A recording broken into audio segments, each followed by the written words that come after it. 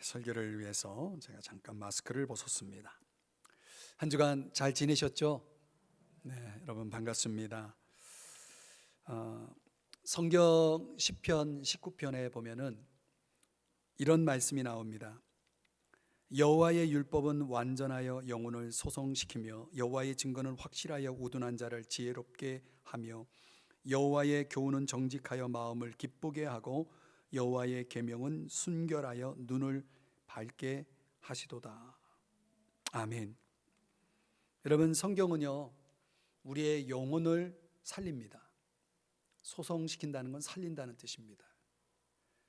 우리가 하나님 말씀을 가까이 하고 그 말씀을 먹으면 우리의 영혼이 삽니다. 우리가 일용할 양식 떡을 먹는 이유는 우리 몸이 살아야 되기 때문이라면 말씀을 먹어야 영혼이 사는 것입니다. 또 사람이 지혜로우려면 우둔한 자들이 많잖아요. 어리석게 살아가는 사람들. 지혜롭지 못한 거죠. 지혜로움의 근원은 성경입니다. 하나님 말씀을 통해서 우리는 지혜롭게 살아갈 수 있는 거죠. 또 여러분 마음은 어떻습니까? 마음이 건강해야 되겠죠. 몸도 물론이지만 마음이 건강해야 되는데, 마음이 건강할 사람들의 특징은 기쁘죠. 마음의 기쁨은 어디서 옵니까? 말씀에서 오는 거예요. 또 우리가 오늘 말씀처럼 우리의 눈이 밝다, 깨끗한 거죠. 뭔가 물이 깨끗하면 그 물 속에 있는 것들이 보이잖아요. 그러니까 우리 눈을 밝게 한다는 것은 그만큼 순결함을 갖게 하는 것입니다. 이것 또한 말씀을 통해서 얻는 것입니다. 이렇게 성경에 유익이 많은데 성경 가까이 하십니까? 여러분, 이 말씀의 축복을 다 누리시기를 주님의 이름으로 축복합니다. 저는 지난주 또 한 주간 성경을 통독하면서 이제 한 주간마다 성경을 보니까 그 성경 말씀이 하루 종일 제 삶 속에 함께하는 걸 느끼는데요. 성경을 일독하면서 제 마음 가운데 특별히 감동으로 다가왔던 말씀, 계속 좀 반복되는 부분이 있는 것 같아요. 사무엘상 16장 13절에 보면은 사무엘 선지자가 기름병을 가지고 다윗에게 붓습니다. 그때 여호와의 영이 다윗의 마음을 크게 감동하는 내용이 이제 이 16장 13절의 말씀인데요. 기름 부음을 받았다는 이 표현이 나오잖아요. 성경에서, 특별히 구약 성경에서는 기름 부음을 받았다는 것은 왕이 되는 사람들, 제사장이 되는 사람들, 선지자가 되는 사람들에게 부어지는 것인데, 다른 의미로는 하나님이 뭔가 할 일을 그에게 맡길 때 기름을 붓습니다.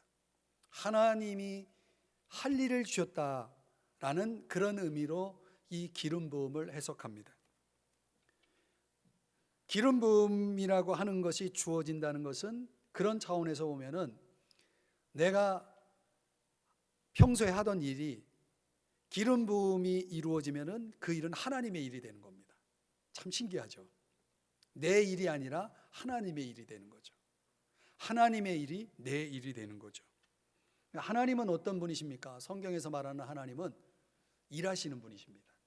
창조의 일을 창조의 일을 하시잖아요. 창조가 일입니다.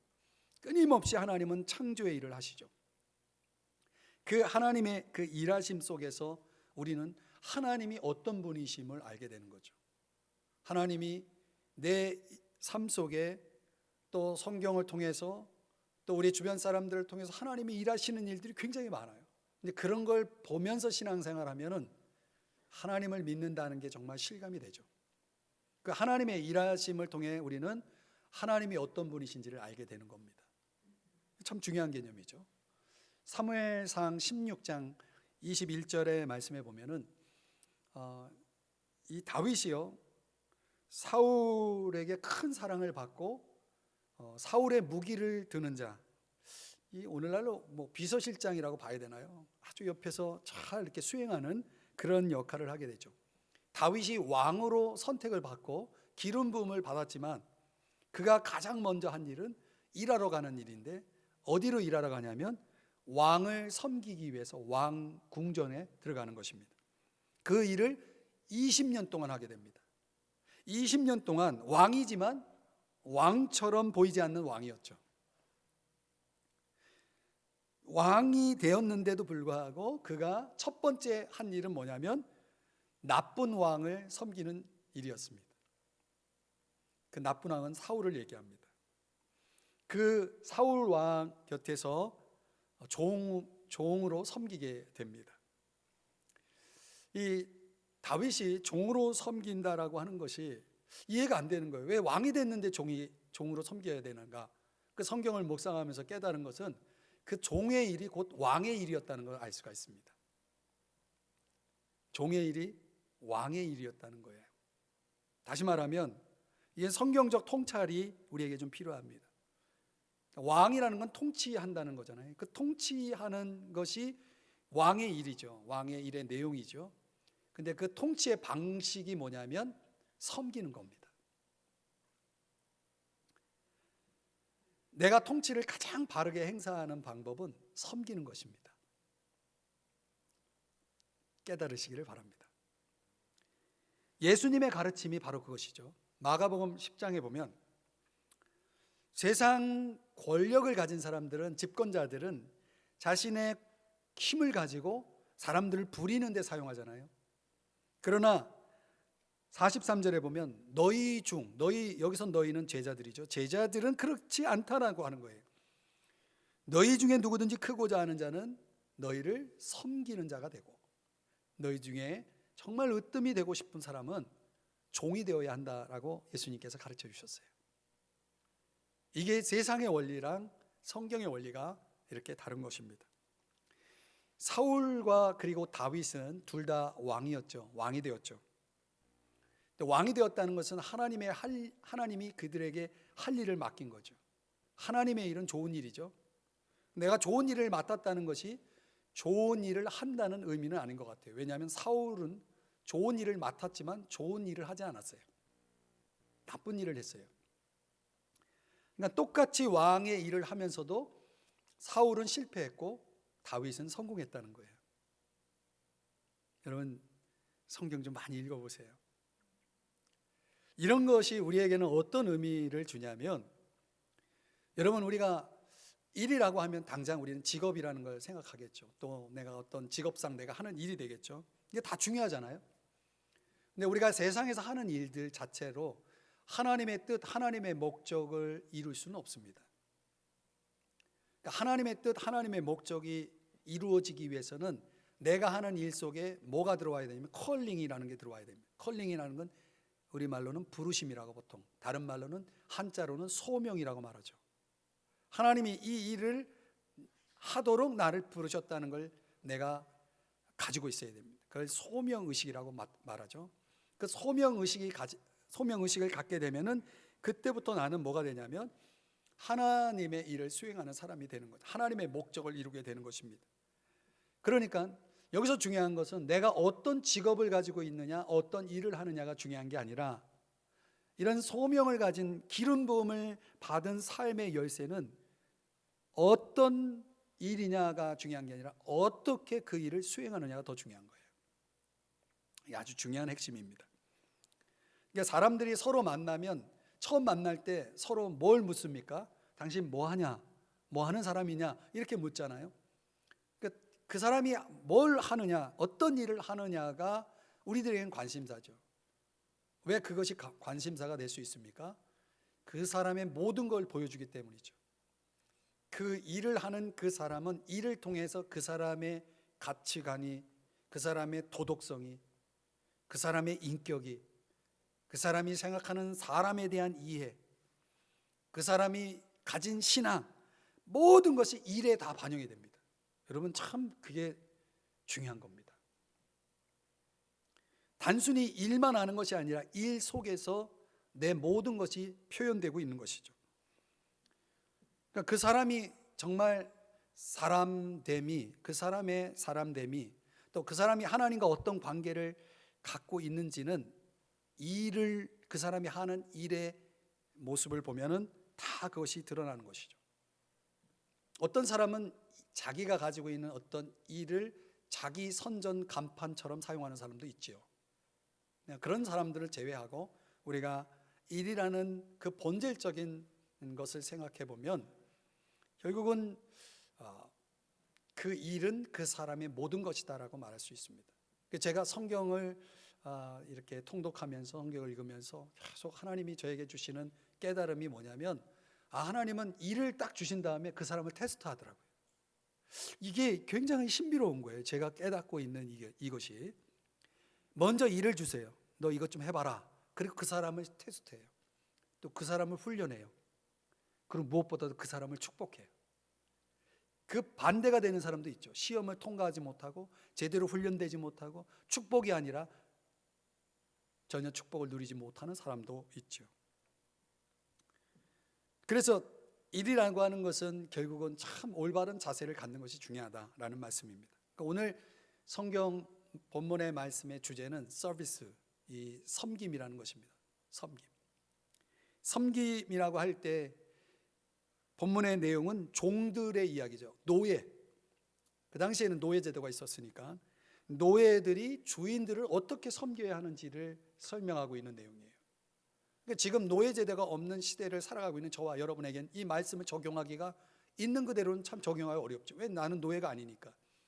그래서 이 본문을 조금 더 우리 현대적으로 좀 적용하는 차원에서 저는 적어도 내가 직업을 가지고 있거나 또는 어떤 일을 할 때 그 일을 통해서 만나는 사람들을 주인이라고 보고 상전이라고 보고 나는 종이라고 본다면 이 종된 내가 일을 통해 만나는 사람들 주인을 어떻게 대해야 하는 것이 하나님이 원하시는가, 이런 차원에서 성경을 들여다보니까 결국 우리의 일을 통해 만나는 모든 인간관계의 적용점이, 굉장히 중요한 적용점이 세 가지가 본문 속에 담겨 있더라라는 것입니다. 그래서 저는 그것을 오늘 여러분들과 같이 나누려고 해요. 사실 우리는 다 뭐예요? 그리스도 안에서 왕된 자들이죠. 왕 같은 제사장, 왕으로 타는 자들이거든요. 그 왕의 역할을 하고 왕의 일을 하는 저와 여러분 그리스도인들이 어떻게 종된 자세를 가지고 우리가 만나는 사람들, 주인들을 잘 대하고 섬길 것이냐, 세 가지를 해야 됩니다. 첫째는 존경해야 됩니다. 여러분은 이를 통해 만나는 사람들을 존경하시나요? 1절의 말씀에 보면 마땅히 공경할 자로 알지니, 티메라고 하는 단어가 공경이라는 단어, 계속 존경이라는 뜻입니다. 근데 여기 누구를 공경할 자로 알라고 말씀하냐면 상전들입니다. 데스포테스라고 하는 단어를 쓰는데 이게 문자적으로는 폭군을 얘기해요. 폭군, 나쁜 사람일 수 있는 겁니다. 힘을 가지고 있는 사람이 나쁘면 그 힘이 나쁜 대로 사용되는 거죠. 그러니까 내가 섬겨야 될 주인이 나쁜 사람일 수 있는 거예요. 우리가 사실 우리의 일상 속에서 얼마든지 그런 관계는 있을 수 있는 겁니다. 그러니까 성경 당시로 보면은 일반적으로 종들은 인격이 없잖아요. 왜냐하면 소유물이니까, 주인에게 있어서는 소유물이니까 매매할 수 있는 겁니다. 또 그들의 어떤 의지라고 하는 것은 주인에게 달려있죠. 종속되어 있는 거죠. 그들의 모든 노동력은 주인을 위한 노동이기 때문에 다 착취를 당하는 거죠. 인간성이 완전히 파괴되고 자유는 박탈당한 그런 상태에 있는 종들, 그래서 오늘 표현대로라면 멍에 아래에 있는 종들이죠. 멍에 아래, 멍에라고 하는 것은 좀 부정적인 의미에서는 억압이죠. 속박이죠. 그런 차원에서 그냥 동물적으로 일만 하는 그런 존재로 살아야 하는 시대의 종들이, 예수를 믿는 종들이, 그런 종들이 상전들을 어떻게 섬겨야 되느냐, 이런 얘기를 하고 있는데 공경해야 된다라고 말하고 있는 거예요. 참 이 어마어마한 말씀이에요. 그 당시 종들의 입장에서는 우리가 이렇게 살아야 되는 거에 대해서 참 불만이 있을 수 있는 거죠. 앞서도 말씀드렸지만은 일이라고 하는 것은요, 사람을 상대하는 거예요. 그냥 일만 존재하지 않는 거죠. 사람을 상대한다는 차원에서 보면은 결국 그 사람을 상대하면서 나를 나타내는 거고 또 하나님을 나타내는 거죠. 깨달으시기 바랍니다. 이 일은 일이 아니라 나고 하나님이에요. 성경의 일관된 가르침은 뭐냐면 인간은 하나님의 창조하신 존재로 가치가 있는 존재다, 이렇게 말하고 있습니다. 인간은 어떤 일을 하느냐에 따라서 가치가 달라지는 게 아니라 인간 그 자체로 가치가 있는 거죠. 그 본질적인 가치를 인간관계 속에서 반영하게 되면 그 관계 속에서 나타나는 그 열매들은 굉장히 고상하고 풍요로울 수밖에 없습니다. 성경 이야기를 하면은 다윗과 사울의 이야기를 다시 들어보면 이 두 사람의 극명한 차이점을 알 수가 있는 사건을 성경에서 보게 되는데요. 다윗이 엔게디 광야의 한 동굴에 은신하고 있을 때 사울은 다윗을 죽이려고 자신의 모든 군사를 풀어서 전국을 추적하고 있었거든요. 그러던 어느 날 사울이 다윗이 은신하고 있는 엔게디 광야의 한 동굴에 들어옵니다. 왜 들어오냐면 성경에는 뒤를 보러 갔다 그랬어요. 뒤라는 것은 정확하게 그겁니다. 아시죠? 그 볼일을 보러 들어온 거예요. 그러니 무기도 없죠. 완전히 다윗의 입장에서는 자기를 죽이려고 지금 추적하고 있는 이 사울 왕을 죽일 수 있는 절호의 기회가 온 것이죠. 근데 단지 사울의 옷자락을 살짝 베면서 양심의 찔림을 받아요. 그러면서 이런 말을 합니다. 사무엘상 24장에 이 말씀이에요. 내가 손을 들어 여호와의 기름 부음을 받은 내 주를 치는 것은 여호와께서 금하시는 것이니, 하나님이 원치 않는다는 거예요. 그는 누구냐? 여호와의 기름 부음을 받은 자가 됨이니라.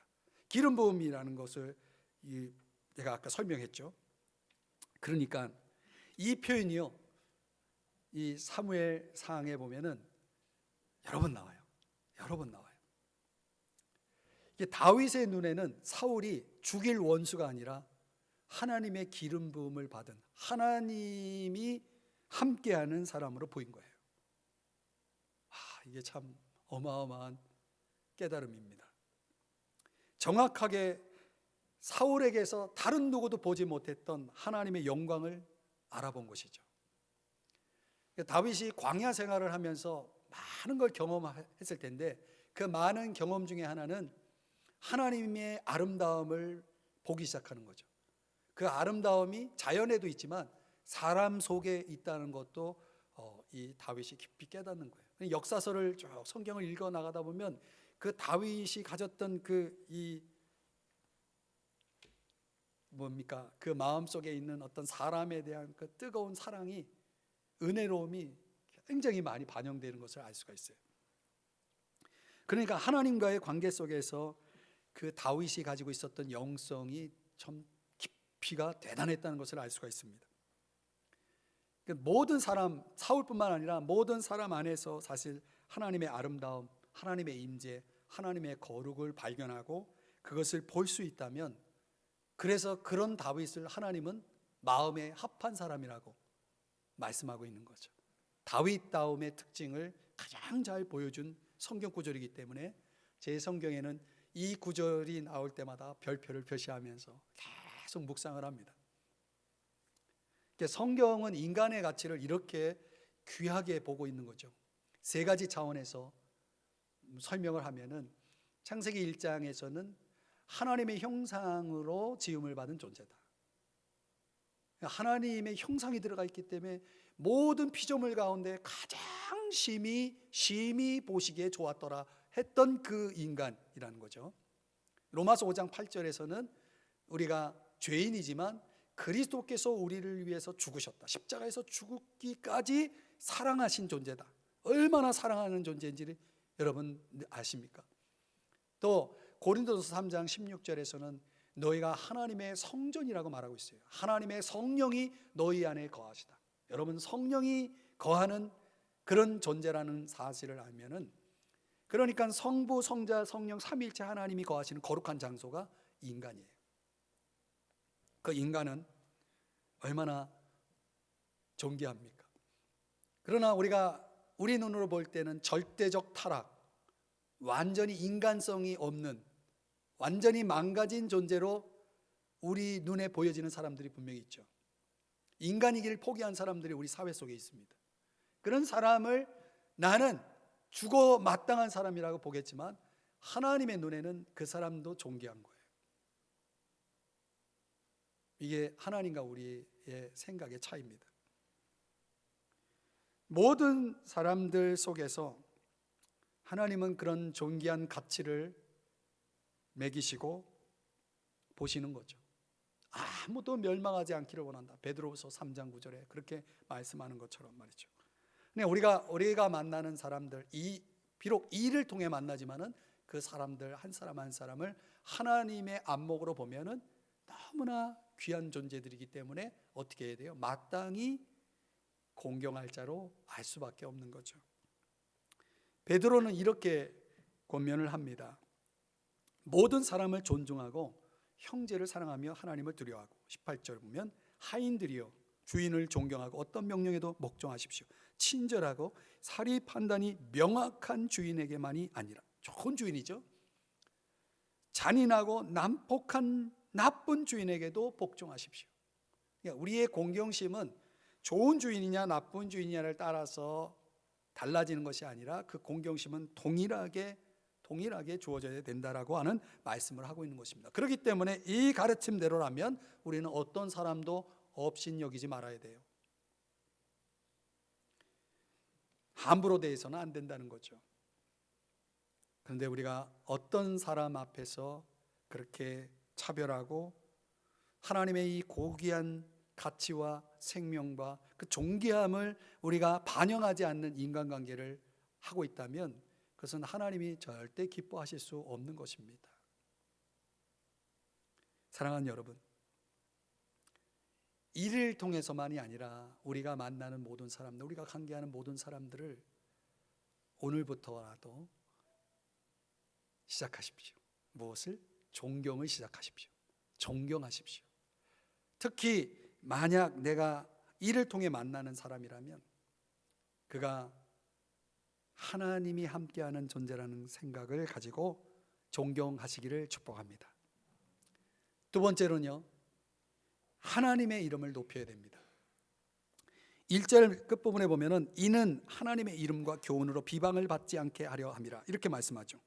그러니까 그리스도인 종들이 그들의 상전들을 존경해야 한다라고 하는 그 가르침에 플러스해서 또 하나의 이유를 밝히고 있어요. 왜 존경해야 하느냐라고 하는 차원에서 하나님의 이름과 교훈이 비방을 받지 않도록 하기 위해서다 이렇게 말씀하고 있는 거죠. 그러니까 예수 믿는 종이 주인을 향해서 이런 태도를 가질 수 있는 거죠. 내 지금 안위가 중요하고 내 유익이 중요하고 여기에 관심을 갖고 있어서 내가 주인을 대할 때 하고 그걸 접어두고 내가 주인을 존경했을 때 그렇게 하는 것이 그것이 하나님의 이름, 하나님의 명예, 하나님의 교훈, 말씀, 복음에 유익하다.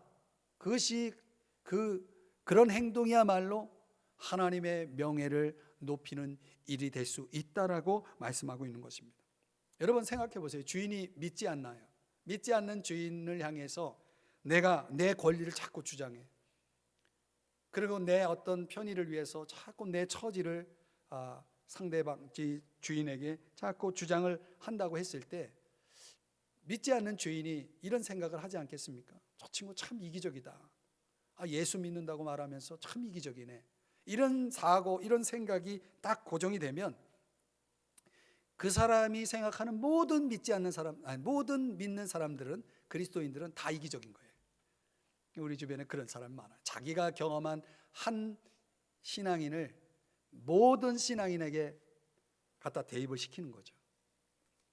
여러분 그러면 그런 믿지 않는 주인이 그리스도 앞에 나올 가능성은 몇 프로입니까? 여러분 계산해 보세요. 그런 사람이 그리스도 앞에 나올 가능성 거의 없죠. 불가능하죠. 하나님의 명예는 그 사람을 통해서 하나님의 명예가 드러납니까? 드러날 수 없죠. 오늘 우리가 정말 이를 통해서 얻고자 하는 주된 목적은 물론 우리의 생계 문제 해결하는 거겠죠.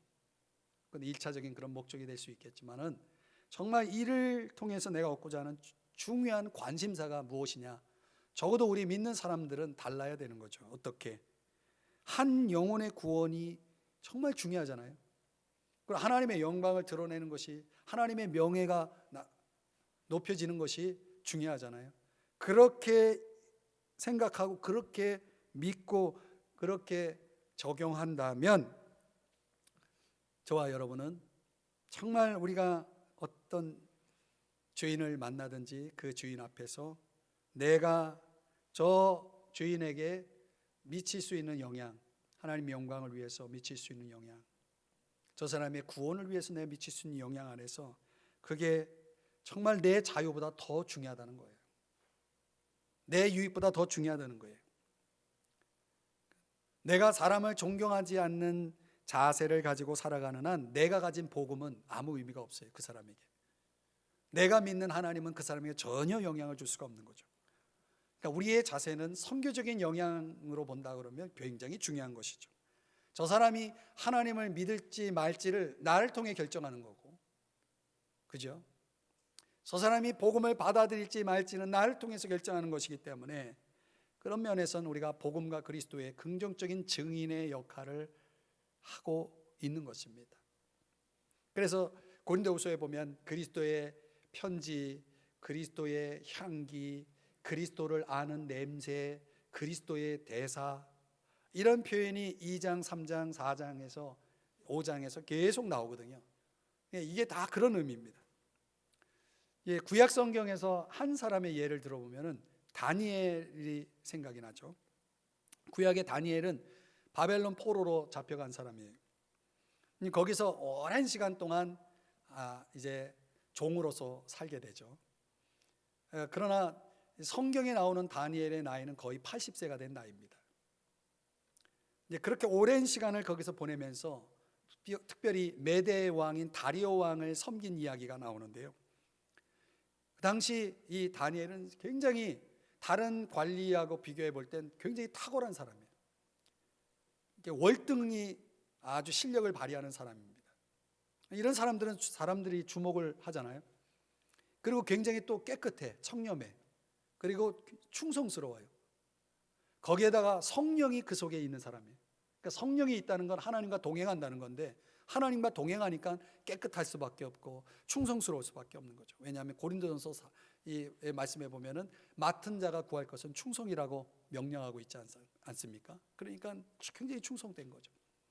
이런 사람을 왕이 마음에 들겠습니까? 안 들겠습니까? 네, 당연한 질문을 던지니까 조용하네요. 그냥 왕의 마음을 완전히 사로잡는 거죠. 그런데요, 주변에 있는 다른 동료 관리들은 너무나 시기하고 너무나 질투하고 그러는 거죠. 남이 잘 되는 거 별로 좋아 안 하잖아요. 여러분은 어떻습니까? 네. 다니엘서 6장 4절에 보면요, 고발할 근거를 찾습니다. 그 시기와 질투에 사로잡힌 사람들이 다니엘을 고발할 근거를 찾는데 아무 허물도 찾지 못했다 그랬어요.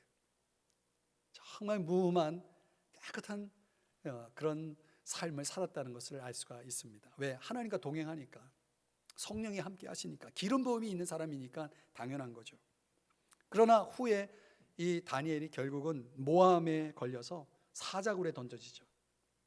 그러니까 왕이 너무 자기가 좋아하는 이 다니엘인데 어쩔 수 없이 법이 정해졌기 때문에 법령에 의해서 사자굴에 던져졌어요. 그 사자굴에 던져진 다니엘을 향해서 다리오 왕이 한 말이 이겁니다.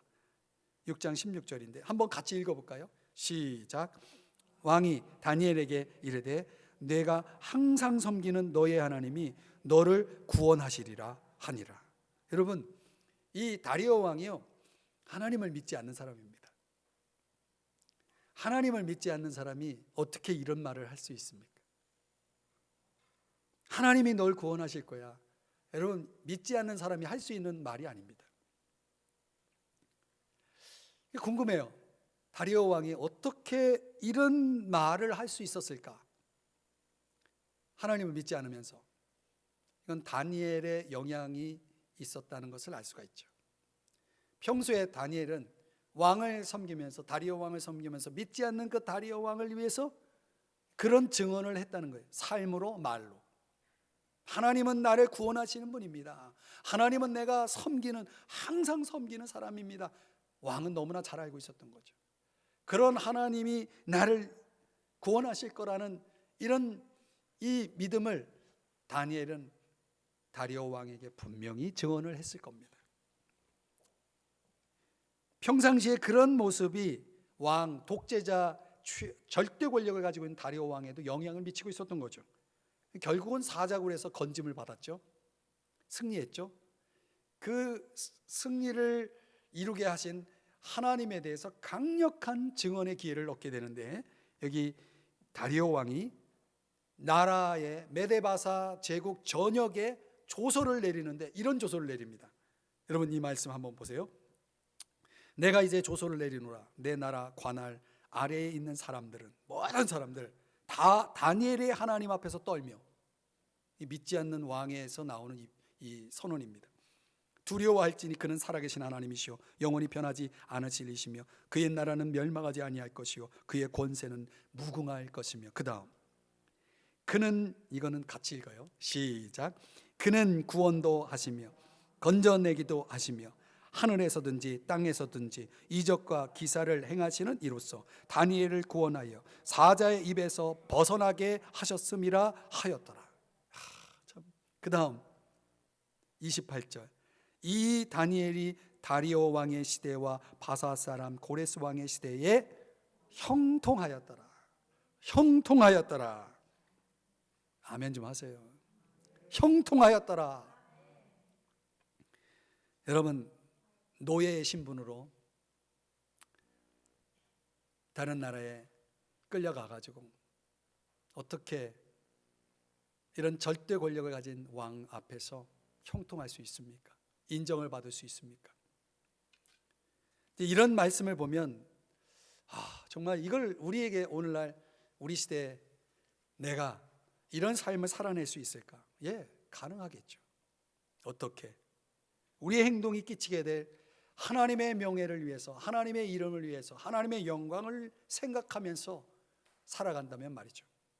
내가 정말 이를 통해 만나는 사람들을, 그들의 영혼을 생각하면서 내 인생을 거기에 우선순위를 맞추어서 살아간다면 다니엘처럼 우리도 살아갈 수 있다는 것입니다.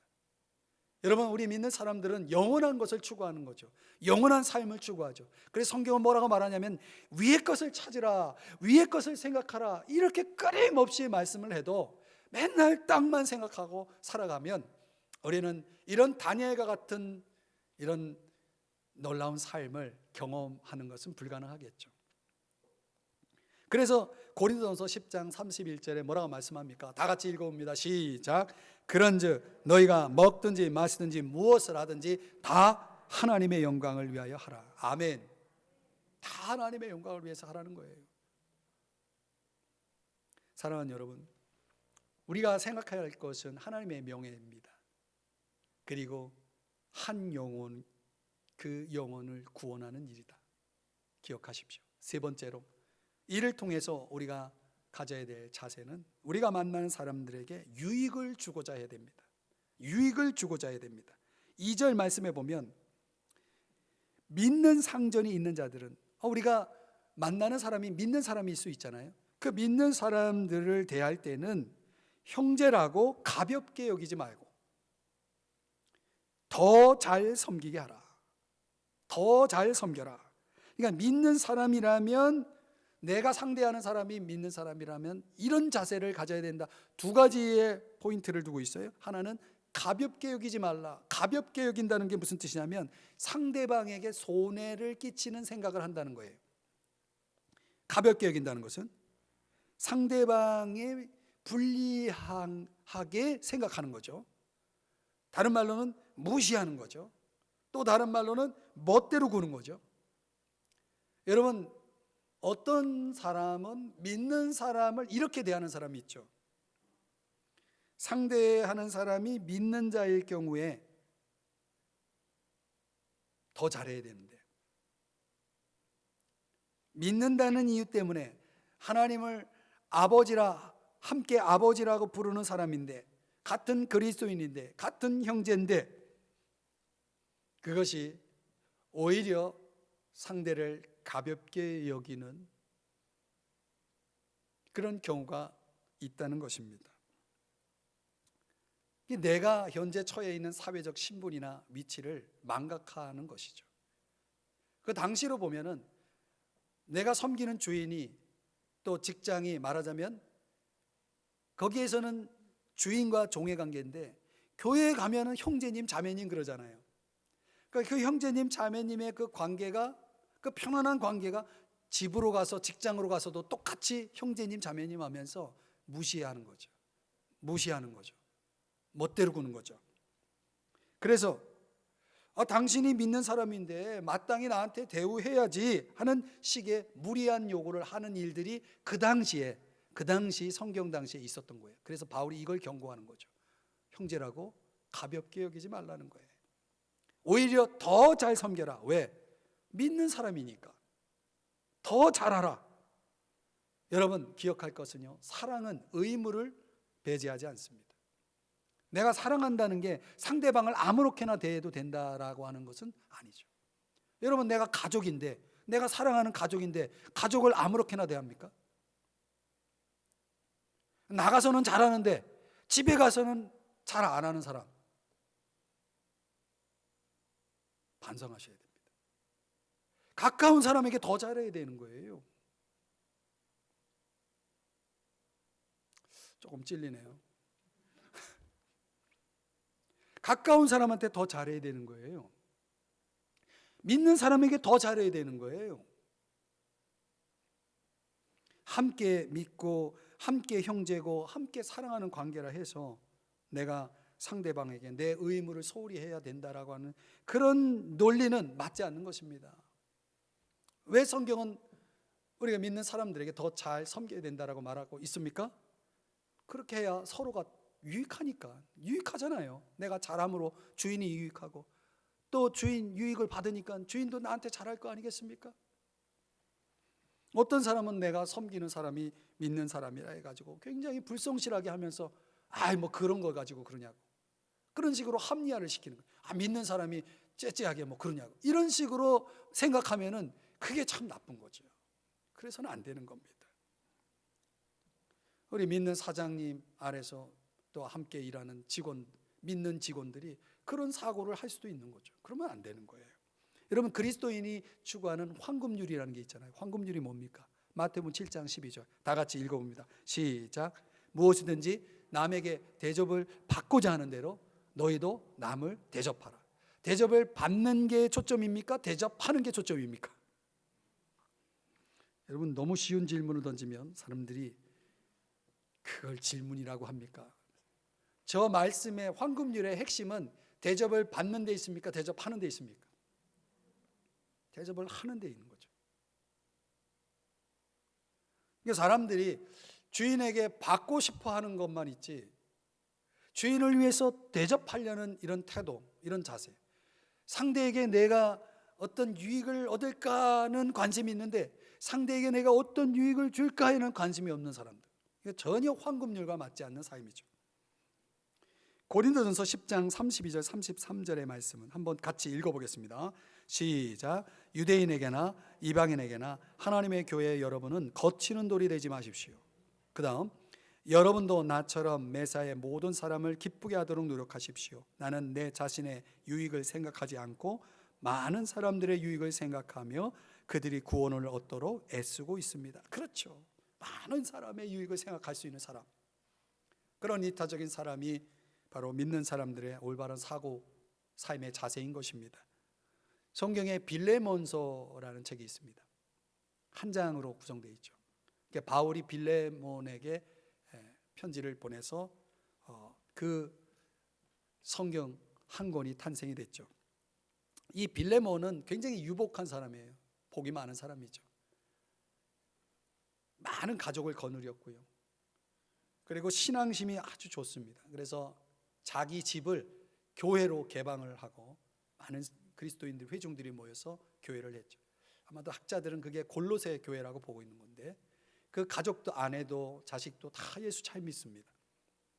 근데 그 집에 종이 있는데, 오네시모라는 종이, 그 많은 종들 중에 오네시모가 있는데, 그 오네시모가 자기 자유를 찾아서 도망을 갔어요. 도망가면서 주인의 아주 귀중한 무엇을 훔쳐갔습니다. 그러니까 상처 위에 또 상처를 준 거죠. 그러다가 큰 도시를 찾아 이리저리 헤매다가 그가 바울을 만나서 복음을 듣게 되고 예수를 믿게 됩니다. 그 예수를 믿고 이 오네시모가 변화가 되지 않았겠습니까? 그 변화된 오네시모를 너 주인에게 돌아가라고, 가서 너가 잘못한 거 다 반성하고 또 용서를 구하고 그 관계를 회복해서 그래서 나한테 다시 돌아와라, 이렇게 보내려고 하는 거예요. 근데 그 당시 사회법으로는요, 도망친 종은 무조건 죽여도 되는 거예요.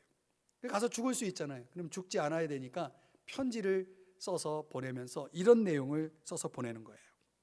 갇힌 중에서 낳은 아들 오네시모. 바울이 감옥에서 아마 오네시모를 만난 것 같아요.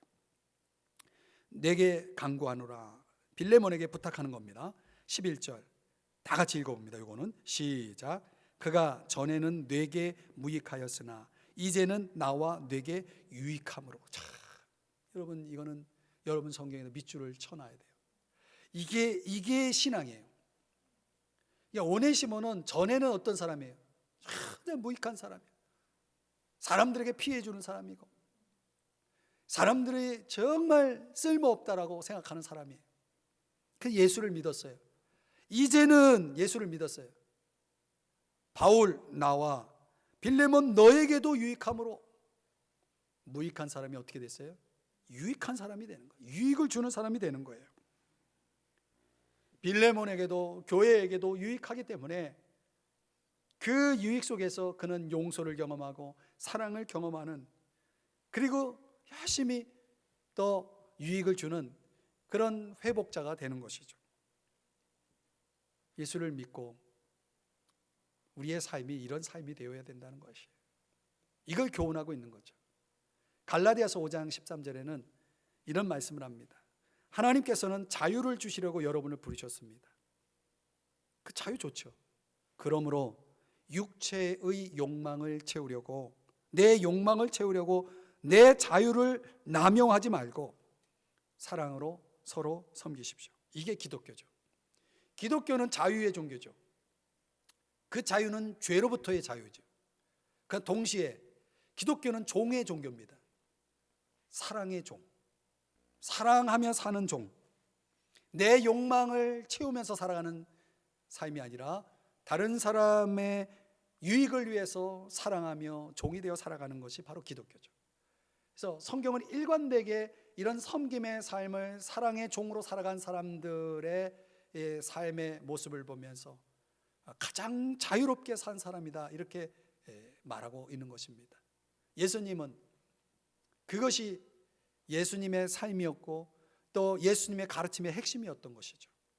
그 예수님의 사상 가르침을 전수받은 바울은 고린도후서 4장 5절에서 이렇게 선언하는 것입니다. 우리 다 같이 한번 읽어봅니다. 시작. 우리는 우리 자신을 전파하는 것이 아니라 예수 그리스도가 주님이 되신다는 것과 우리는 예수님을 위한 여러분의 종이라는 것을 전파하고 있습니다. 아멘. 나는 예수님의 종입니다. 나는 예수님을 위해서 당신들의 종이기도 합니다. 이렇게 선언하는 거죠. 참 놀라운 선언입니다. 사랑하는 여러분, 말씀을 정리해 볼게요. 마틴 루터 킹 목사님이 이런 유명한 말을 남겼습니다. 모든 사람은 유명해질 수 있는 능력이 아니라 위대해질 수 있는 능력을 지니고 있다. 유명한 것과 위대한 건 다른 거죠. 그 위대해질 수 있는 능력을 지닌 이유는, 위대함은 섬김에서 나오기 때문이다. 정말 귀한 말입니다. 우리가 섬길 수 있다면 그 사람은 위대해질 수 있는 겁니다. 그 능력이 있는 겁니다. 여러분은 유명해지기를 원합니까? 위대해지기를 원합니까? 유명은 잠시 있다가 사라지는 거지만 위대함은 영원히 남는 거죠. 성경의 인물들은 다 위대한 인물들로 우리에게 기록되어 있는 것입니다. 저는 오늘 이 말씀을 참 준비하면서 이 노예 제도가 사라진 우리 시대에 이 말씀이 어떻게 적용될 수 있을까를 묵상하면서 이 짧은 구절 속에 참 큰 은혜를 받았습니다. 일이라는 것은 저에게는 사역이죠. 사역을 통해 만나는 사람들이 많죠. 여러분도 저의 대상이 될 수 있고, 일을 통해 만나는 사람들을 어떻게 대해야 될까? 여러분은 여러분의 직업상, 여러분의 또 사업상, 여러분이 만나는 사람들을 어떻게 대하는 것이 하나님이 기뻐하실까? 세 가지를 오늘 적용해 보자는 것입니다. 존경하라는 거예요. 존경하라는 거예요. 하나님의 안목으로 그들을 보면서 인간의 본질적인 가치를 생각하면서 존경하라는 거예요. 그 사람이 그 됨됨이가 어떠한지를 떠나서 존경하라는 거죠. 이게 하나님의 뜻입니다. 또 하나님의 명예, 하나님의 영광, 하나님의 이름을 생각하라는 거죠. 나의 행동이 하나님의 명예가 걸려있는 행동이고 또 한 영혼의 구원이 걸려있는 행동이라면 얼마나 신중해야 됩니까? 그런 걸 좀 생각하면서 살자는 거예요.